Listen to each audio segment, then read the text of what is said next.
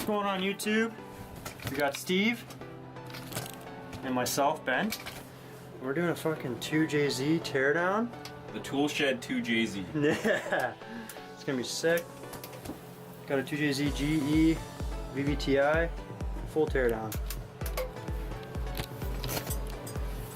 Okay, let's see here. So we're gonna try this out with this low lighting, see how it goes. I don't know how it's gonna go. It's gonna go. But trial and error. Maybe hopefully time lapse speed up for you guys. This is gonna be a long time. Okay, so did it come off?